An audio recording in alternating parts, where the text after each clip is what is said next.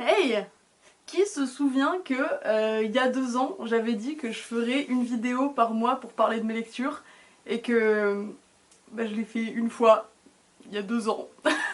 Donc, cette année, on reprend cette résolution et on enchaîne sans plus tarder parce que je ne peux toujours pas faire des vidéos de plus de 10 minutes, je crois, pour parler de ce que j'ai lu pour le mois de janvier 2022. En réalité, le mois de janvier 2022, j'ai pas tant lu que ça et on va y venir. Mais j'ai décidé que j'allais essayer de faire une vidéo tous les mois, même si j'ai pas beaucoup lu. Genre si j'ai lu un bouquin, bah je parle de un bouquin pendant 10 minutes. Et donc ouais, bref, même si j'ai pas beaucoup lu, j'ai envie de faire une petite vidéo pour en parler. J'ai tout d'abord commencé 2022 par Alcool de Apollinaire. Vous voyez son état lamentable. En fait, ce qui se passe, c'est que j'ai plein de petits carnets et j'aime bien faire des petits découpages. Pardon. J'aime bien faire des petits découpages, je colle des photos et tout, j'essaie de trouver des petits, genre des petites phrases que j'aime bien, machin. Et donc, qu'est-ce que je me suis dit dans le cerveau de ma tête? Pour trouver des jolies phrases, autant acheter des livres de poésie.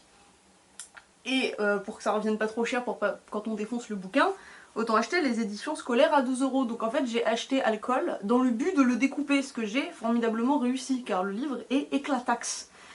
Mais donc du coup pour trouver des petites phrases jolies, il faut bien lire le livre. Et donc, ce qui m'amène à, j'ai lu Alcool, que je n'avais pas lu pour le bac, parce qu'en fait j'ai plein de potes qui me disent qu'ils l'ont lu pour le bac de français, sauf que moi j'étais en S et je pense que c'est pour ça. Bon bref, je n'avais pas lu Alcool. Et surprenamment j'ai bien aimé, je lis relativement pas mal de poésie quand même, mais je suis un peu difficile, genre je sais pas, quand on avait vu au lycée Les Fleurs du Mal par exemple, ça m'avait complètement laissé à côté, enfin je me ok, très bien, c'était pas trop ma came, et donc en fait je ne m'attendais pas à autant aimer Apollinaire, et donc c'était une très très bonne surprise, et je pense que je vais me le racheter en bien, parce que bon du coup là je l'ai atomisé, en fait il n'y a plus de livres, d'ailleurs c'est une honte, genre... Très bien, on passe à la suite. Ensuite j'ai lu un livre que je n'ai pas, j'ai lu une BD qu'un pote m'a prêté, et donc j'ai dû lui rendre. Merci Cho, c'était très bien. J'ai donc lu une BD qui s'appelle Goupil-ou-Face de Lou Luby. C'est une BD que j'avais envie de lire depuis longtemps. C'est un mélange de vulgarisation et de vie perso de l'autrice qui parle de sa cyclothymie, qui est un trouble de l'humeur, qui est une maladie, enfin de la famille des maladies bipolaires. Et ça faisait longtemps que j'avais envie de le lire, ce truc. Et pareil, super surprise, je m'attendais pas à ce que ce soit aussi chouette. Donc c'est ce que je viens de dire, c'est un mélange entre témoignages de vie quotidienne et faits scientifiques, médicaux, etc. Et dans ce genre de truc, en fait, des fois, enfin, c'est un peu divisé en deux. D'un côté, soit c'est hyper bien sourcé, etc. Mais dans ce cas-là, les personnages et l'histoire sont un peu prétexte à apporter des connaissances et du coup, ça fait un peu juste manuel illustré et c'est pas ce que je recherche. Ou alors on s'axe plutôt sur la vie enfin sur le ressenti en fait de la personne qui a écrit le truc. Et donc on reste vachement dans, enfin on reste, ça devient seulement un témoignage individuel et donc pas, enfin ça néglige un peu la partie vulgarisation du truc. Et en fait ce qui était assez chouette avec cette BD de Lou Luby, c'est qu'elle marie extrêmement bien les deux. Elle arrive extrêmement bien à trouver un équilibre entre vulgarisation, alors oui la cyclothymie c'est ci, c'est ça marche comme ci, comme ça, et mise en image de son ressenti à elle, qui est vraiment extrêmement bien fait, notamment quand elle parle de ses phases de dépression, la mise en image est vraiment chouette, enfin les métaphores qu'elle développe et tout sont vraiment bien amenées, et donc c'était une BD très chouette que je recommande, merci Cho. Ensuite, ce mois-ci je me suis dit, j'en ai marre de lire des trucs sur le féminisme, sur le genre et tout machin, ça me prend la tête. Je vais m'aérer l'esprit. Et donc, j'ai lu de l'astrophysique. J'ai lu Une brève histoire du temps, du Big Bang au trou noir de Stephen Hawking. Pour ceux qui situent pas Stephen Hawking, c'est gros front. Très très grand front. C'est un des plus grands fronts du 20e et 21e siècle. C'est donc un physicien et astrophysicien absolument brillant. qui est donc absolument brillant et qui a en plus le mérite d'avoir écrit pas mal d'ouvrages pour le grand public qui vulgarisent très très très bien. Je crois que ça c'est un de ses premiers et je pense pas qu'il était aussi vieux mais il est paru dans les années 80 je crois. Et donc et j'adore ce mec et d'ailleurs il est mort en 2018 je crois et j'étais très triste. Et c'est chelou dit comme ça mais les trucs de Stephen Hawking c'est un peu mes lectures doudou. Parce que quand j'étais petit, je lisais une série de romans qu'il a coécrit avec sa fille qui est journaliste. Et la série ça s'appelle Georges et les secrets de l'univers. Si vous avez des gamins qui sont intéressés par les sciences, cette série elle est incroyable. Ça vulgarise méga bien. Et donc j'ai lu ça et c'est ça qui m'amène à pourquoi j'ai pas beaucoup lu ce mois-ci. C'est que en fait il m'a bloqué parce que la première, j'ai lu la moitié et du coup j'étais bien, j'étais content et tout, c'était agréable. Et au bout d'un moment ça... j'avançais plus en fait, je me disais non mais il faut que je le finisse, je peux quand même pas commencer un autre bouquin tant que je l'ai pas fini.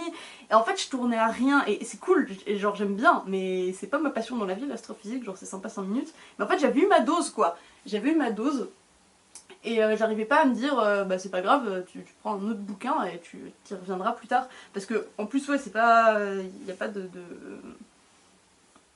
chronologie ou quoi, enfin il n'y a pas d'histoire ni rien, c'est juste des chapitres qui t'expliquent, alors ça c'est la relativité, ça c'est la gravitation, ça c'est les électrons, les machins, les trucs, et les trous noirs et tout ça. Et donc du coup, bah en fait, en demi ça me suffisait, après je n'avais plus faim, donc, mais sauf que je me suis bloquée pendant genre 15 jours sur ce truc, en me disant non non, faut que tu le finisses et tout. Et donc, voici mon message, ce n'est pas grave de pas finir les livres des fois, t'as juste eu ta dose. Et sûrement je le finirai à un autre moment quand j'aurai besoin de lire des trucs de science. Mais extrêmement bien, je conseille très très fort Stephen Hawking. Et je vais terminer, parce que en vrai j'ai cours dans genre 20 minutes, donc faut que je me speed. J'ai lu Le sexe selon Maya, par Maya Mazoret. Maya Mazoret c'est une journaliste qui fait des chroniques de cul dans le monde.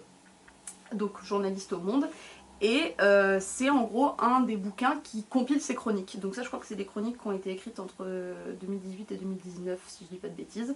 Elle avait déjà sorti un autre bouquin qui compilait ses chroniques que j'avais lu il y a genre 6 mois. Et d'ailleurs, très rigolo, son premier bouquin il s'appelle Sortir du trou et il se lit dans ce sens là. Et de l'autre côté il y a Lever la tête qui se lit dans l'autre sens. Et donc ça c'était plutôt ingénieux et plutôt pas trop mal fait, genre ça m'avait bien fait marrer. Et son deuxième bouquin, et bah, c'est le même tonneau en fait, c'est toujours ses chroniques. Et il est. Alors il est pas fait pareil, c'est pas le même éditeur, mais d'ailleurs faut absolument que je suive ce qui se fait chez Point parce qu'ils ont réédité fucking Preciado cet été, j'étais trop saucée donc faut que je me renseigne plus sur leur catalogue. Et alors c'est pas du tout le même truc que l'autre parce que l'autre c'était chez Le Livre de Poche. Et c'est une très chouette édition qui est vraiment très belle.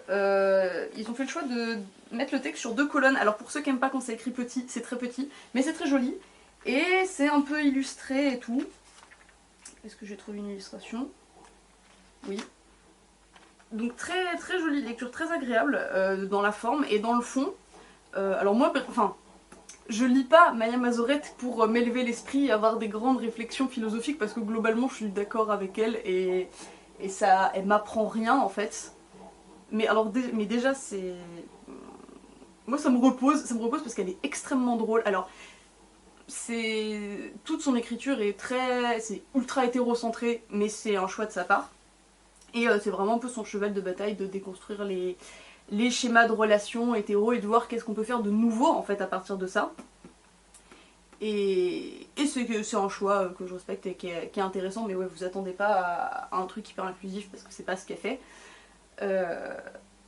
Mais alors donc du coup ce que je disais c'est qu'elle, moi perso elle m'apprend rien en rapport avec les relations hétéro, je dirais elle me donne pas forcément de nouvelles pistes de réflexion, trucs auxquels j'aurais pas pensé et tout, mais elle est à mourir de rire. En fait elle a un pragmatisme à toute épreuve, enfin elle prend les choses de manière bêtement froide en fait pour tout, enfin c'est la manière facile de montrer que les choses sont débiles, mais elle le fait de manière extrêmement drôle. Et même quand on... ouais, même si ça apprend rien particulièrement, c'est quand même une lecture détente parce que c'est plutôt marrant. Et en vrai ça peut donner des pistes de réflexion. Après, j'arrive pas trop à savoir si c'est mieux de lire ces chroniques séparément, parce que si on les lit toutes les unes à la suite des autres ça devient un peu redondant, ou si c'est plus intéressant de d'avoir le recueil et pour avoir vraiment une continuité Donc ça je ne sais pas. Et je vois que sur mon petit timer que j'arrive à 10 minutes. Donc je vais devoir couper et on se retrouve le mois prochain si j'ai la déterre et si j'y arrive à faire une deuxième vidéo. Plein de bisous.